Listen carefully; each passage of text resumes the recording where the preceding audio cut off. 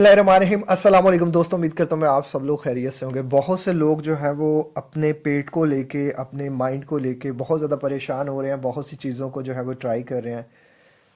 बहुत सी जो है वो अद्वियात की जो तरफ जा रहे हैं, और बहुत से लोग अद्वियात की तरफ जाने का सोच रहे हैं। कोई एक एंटीबायोटिक का कोर्स कंप्लीट कर चुका है, कोई दूसरा शुरू कर रहा है। लेकिन एक चीज़ है जिस पे मैं हमेशा कोशिश करता हूँ कि मैं आप लोगों को अवेयरनेस तो दे सकूँ, वो है सेल्फ हेल्प। मुझे पता है कि बहुत से लोगों ने मेरी बात को नहीं मानना, लेकिन मुझे ये भी यकीन है कि बहुत सौ में से शायद कुछ लोग तो मेरी बात को ज़रूर मानते होंगे, कुछ लोग जो हैं वो मेरी बात पे ज़रूर अमल करते होंगे। आप एक स्टमक की मेडिसिन के तरफ जा रहे हैं। आप गैस को लेके, ब्लोटिंग को लेके, कंस्टिपेशन को लेके, एंजाइटी, डिप्रेशन, ब्रेन फॉग को लेके, हार्ट पल्पिटेशन को लेके, हर वक्त थके रहने को, अनरियल फील होने की वजह से, डिप्रेशन की वजह से, एंजाइटी की वजह से आप बहुत सी चीज़ें इस्तेमाल कर रहे हैं, बहुत सी रेमेडीज़ आप कर रहे हैं। लेकिन अगर आप मेरे कहने पे सेल्फ हेल्प पे काम कर लें तो बहुत सी चीज़ें बदल सकती हैं। मसला यहाँ यह है कि हम ये चाहते हैं कि हमें 2 गोलियां ठीक कर दें। मैं कभी भी मेडिसिन के ख़िलाफ़ नहीं रहा। मैं ख़िलाफ़ हूँ उस सोच के जो ये सोचती है कि मुझे 2 गोलियां ठीक कर सकती हैं। ये सोच कभी मेरी भी थी। देखो, मैंने आज तक जितनी भी चीज़ें अपनी ज़िंदगी से सीखी हैं, मैंने वो इसलिए सीखी हैं कि मैंने उनको सीखना चाहा। अगर आप सीखना चाहेंगे तो अल्लाह ताला आपको रास्ते दिखाएगा। अगर आप नहीं सीखना चाहेंगे तो अल्लाह कभी भी आपके सामने वो रास्ते नहीं लेकर आएगा, क्योंकि आप एक जगह पे खड़े होके जो है वो अपने आप से शिकवे शिकायतें करते रहेंगे। हमारा मोस्ट ऑफ द टाइम यही मसला होता है कि हम यही सोचते रहते हैं कि कोई इंसान हमारी ज़िंदगी को बदलेगा, कोई आएगा और हमारी ज़िंदगी को बदल के रख देगा। इसी चीज़ की वजह से हम किसी डॉक्टर के पास जाते हैं तो वो 2 गोलियां लिखता है, हम उसी को शुरू कर देते हैं और अपनी सेल्फ हेल्प पे कोई काम नहीं करते। हमारे इधर डॉक्टर्स हजरात जो है वो हमें नहीं बताते कि इसका होम रेमेडीज़ क्या हो सकती हैं। एक्चुअली मसला उनका नहीं है। अमेरिका में एक रिसर्च हुई थी, उस रिसर्च में देखा गया था कि जो डॉक्टर्स थे उनको मेडिसिन्स के बारे में ही पता था, और इवन जो लोकल थे, जो आम सिटीजन्स थे, उनको होम रेमेडीज़ के बारे में ज़्यादा पता था। तो डॉक्टर ने सिर्फ दवाई के बारे में पढ़ा होता है, उस बेचारे को सिर्फ दवाइयों के बारे में ही पता होता है। इस वीडियो का मकसद, जो बातें मैं आपको बताने वाला हूँ, अगर आपने इन बातों पे अमल कर लिया तो मेरी ज़िंदगी बदली। जैसे मैंने अपनी गट हेल्थ ठीक की तो हर चीज़ बदल गई, इसी तरह आपकी ज़िंदगी भी बदल सकती है। आज की बात होगी सीबो के बारे में। मुझे इस वीडियो पे बहुत ज़्यादा, इस टॉपिक पे बहुत ज़्यादा रिक्वेस्टेड आ रही थी कि इस वीडियो पे जो है वो इस टॉपिक पे जो है वो आप वीडियो बनाएं। तो मैंने जो है कोशिश की है कि मैं बनाऊं।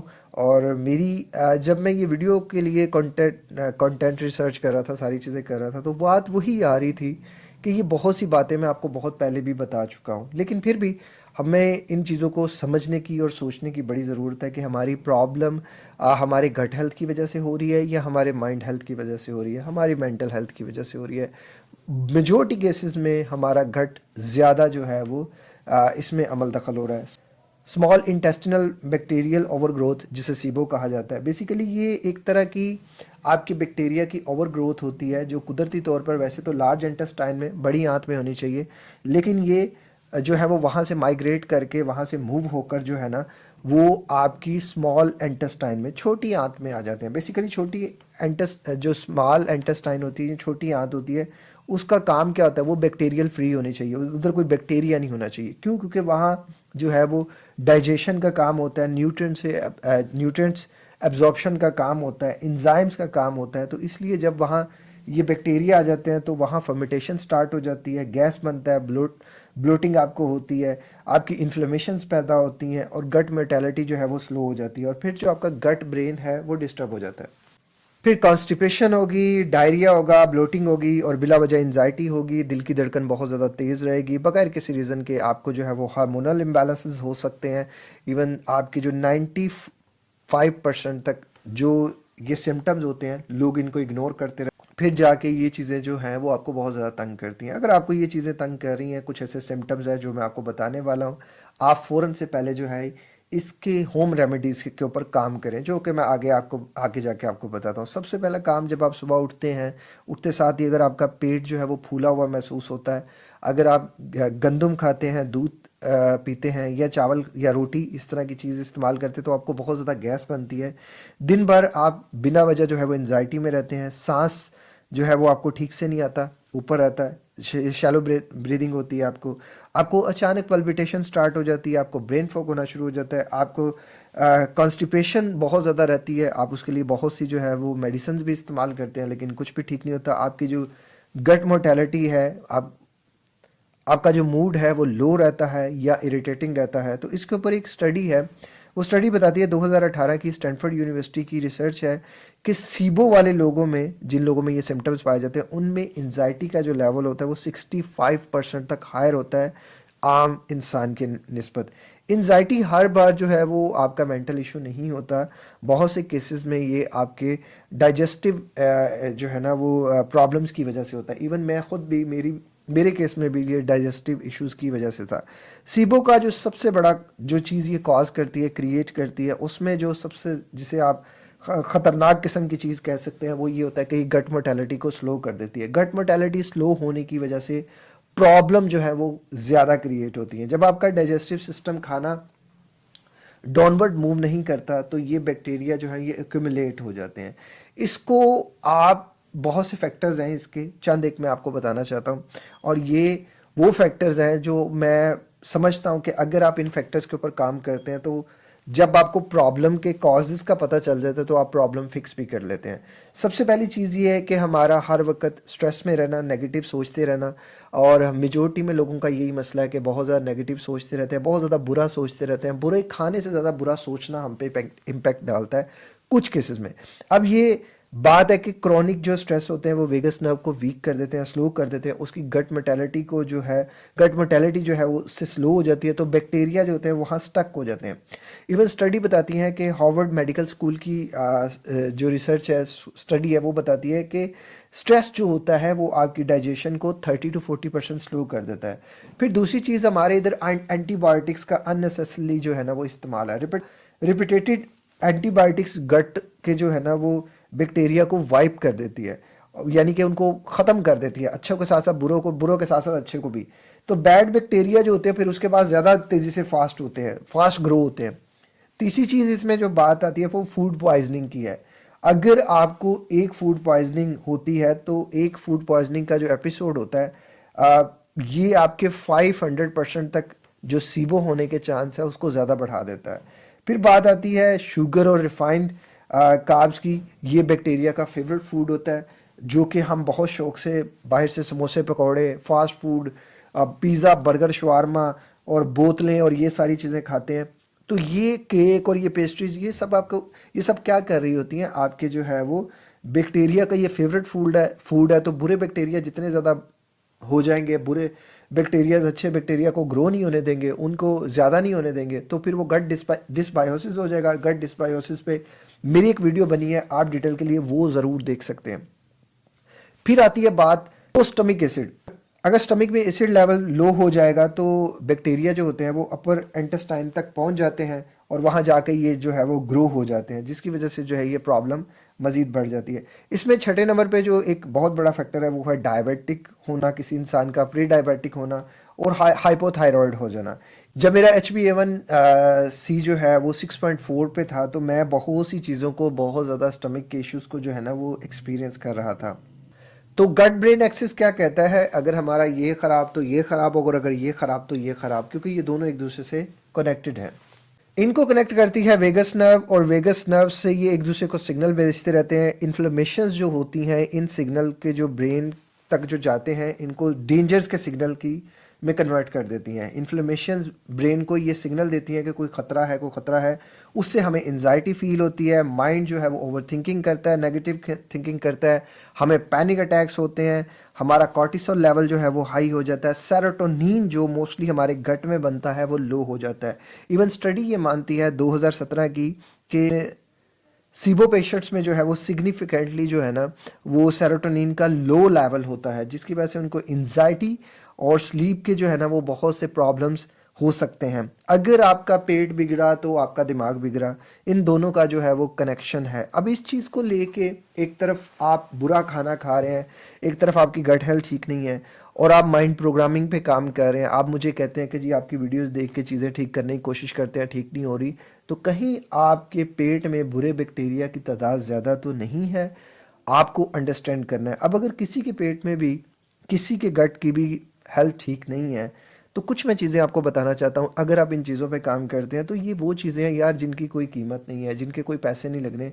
ये आपके घर की चीज़ें हैं, ये आपके किचन की चीज़ें हैं। कोई आपको वो महंगा नुस्खा नहीं बताया जा रहा कि जिसके लिए आपको बहुत ज़्यादा पैसे लगाएं। लेकिन याद रखिएगा, आपने ये सब खुद करना है, खुद करना है। अगर आप खुद कर सकते हैं तो ठीक है, अदरवाइज़ आपको किसी अपने जो है ना वो डॉक्टर से कंसर्न करना लाजमन है।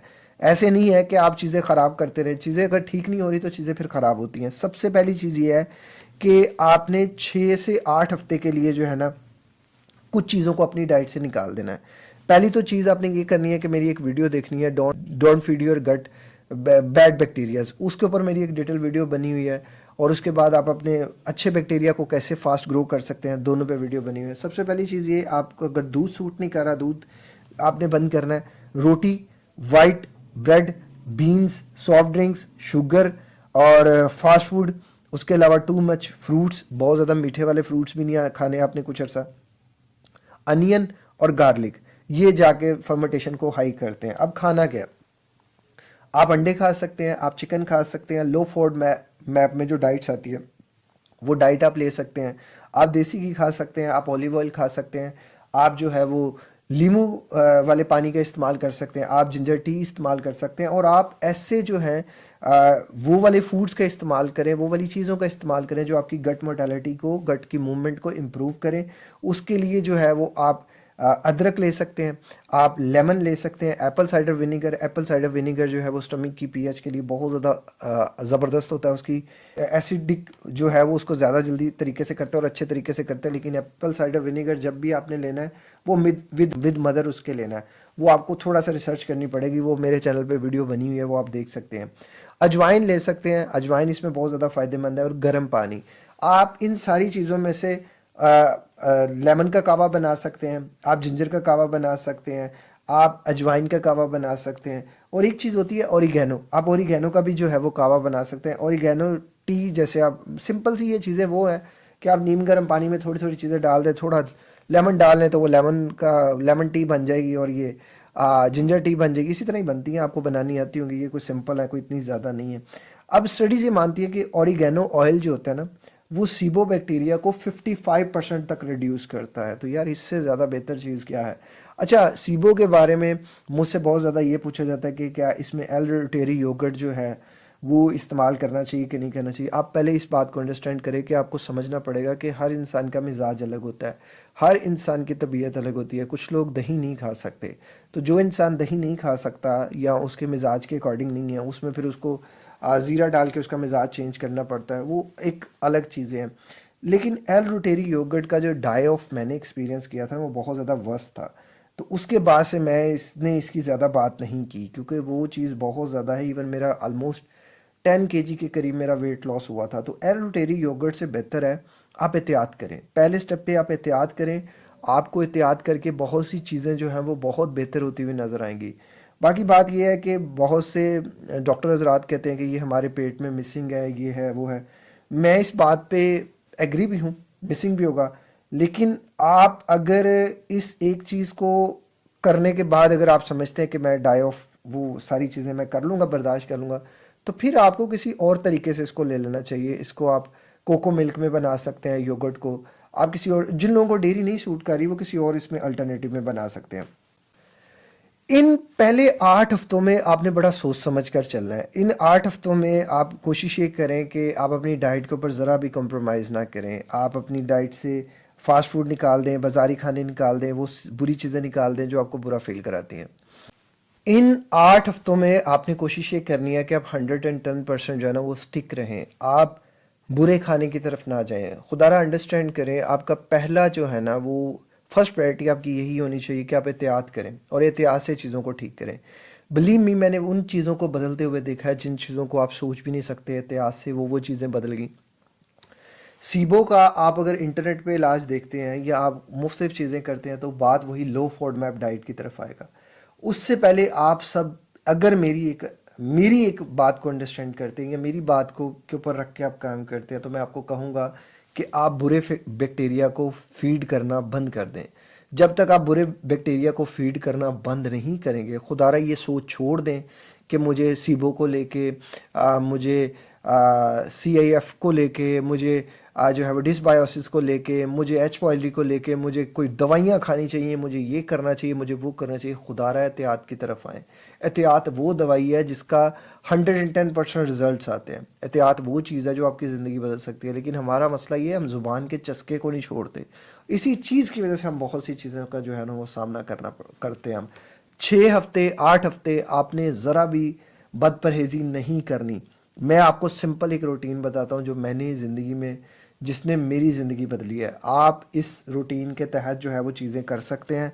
आप देखिएगा आपकी लाइफ बहुत ज़्यादा बदल जाएगी। सबसे पहले कोशिश ये करें कि आप नाश्ते में जो है वो अंडों का इस्तेमाल करें। 1 करें, 2 करें, 3 करें, जितने आपको ईज़िली आपको खा के ईज़ी फ़ील होता है, आपको डिस्कम्फ़र्ट फ़ील नहीं होता। उसके साथ कोशिश आप ये करें, आप कोई जो है वो तलबीना ले सकते हैं। आपके पास अगर तलबीना अवेलेबल नहीं है तो आप सिंपल जौ का जो है वो दलिया ले सकते हैं, या जौ की रोटी ले सकते हैं छोटे साइज़ की। उसके साथ जो है वो आप एक सेब ले सकते हैं या बादाम ले सकते हैं। आपने ये सारी चीज़ें अपनी उसके एडजस्ट करनी है। दोपहर के खाने में आप सैलड का इस्तेमाल करें। सैलड के इस्तेमाल के पास, जिन लोगों के पास हैं पैसे या थोड़े हैं जिनका, वो छोटे गोश्त का शोरबा बना के ले सकते हैं। उसके साथ जो है वो आप रोटी ले सकते हैं। और अगर आपको गंदम नहीं सूट कर रही, आप चावल ले लें थोड़े से। उसके बाद कोशिश आप ये करें कि शोरबे वाली चीज़ अगर इस्तेमाल करेंगे ना, वो आपके लिए ज़्यादा फ़ायदेमंद है। फिर आप रात के खाने में मिक्स वेजिटेबल्स ले लें। उन वेजिटेबल्स को जो है वो आप सिंपल जो है वो स्टीम कर लें। हल्का सा उनके जो लगा के ना देसी घी का, उनको तड़का सा लगा के ऊपर स्टीम रख दें, और वो आपकी बन जाएगी इतनी ज़बरदस्त किस्म की। उन पर नमक डालें, काली मिर्चें, थोड़ी सी लाल मिर्चें डाल के खा लें। ये आपके लिए बहुत ज़्यादा फ़ायदेमंद चीज़ें हो सकती हैं।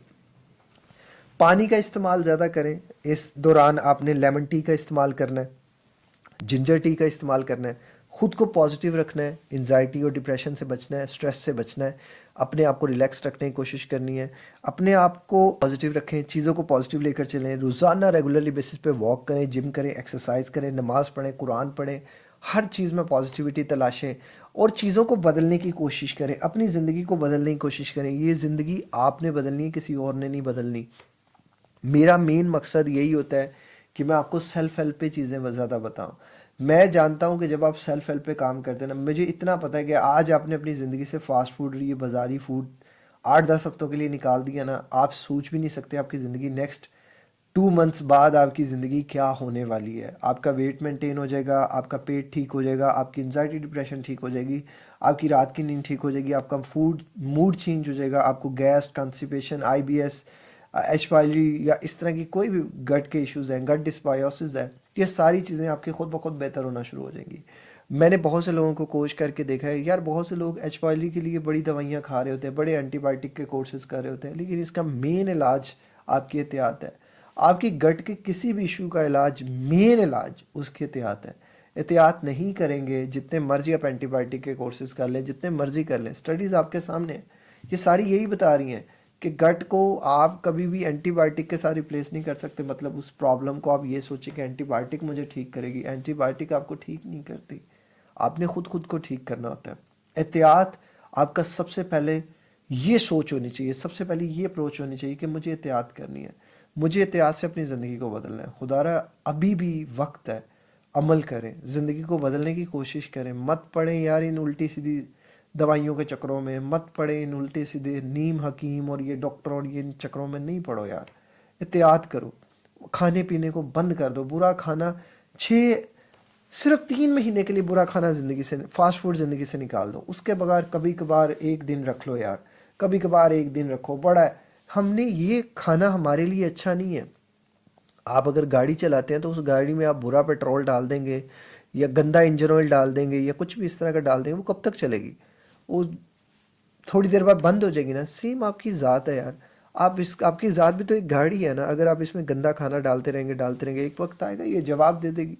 फिर आप क्या करेंगे? फिर खुदा ना खास्ता डॉक्टरों के चक्कर लगाते रहेंगे, मसले मसाइल बढ़ जाएंगे। अभी भी अकल करें, अभी भी वक्त है। खुदारा समझें, रोने से गिड़गिड़ाने से कुछ भी नहीं होगा। और मैं समझता हूँ अगर मैं कर सकता हूँ तो आप भी कर सकते हैं। अल्लाह ताला हम सब के लिए आसानी पैदा फरमाए। मेरे लिए स्पेशल दुआ कीजिएगा। मैं थोड़ा सा ज़रा हूँ परेशानियों में, आप दुआ कीजिएगा अल्लाह ताला हम सब के लिए आसानी पैदा फरमाए। अपना ख्याल रखिएगा। अस्सलाम वालेकुम, अल्लाह हाफ़िज़।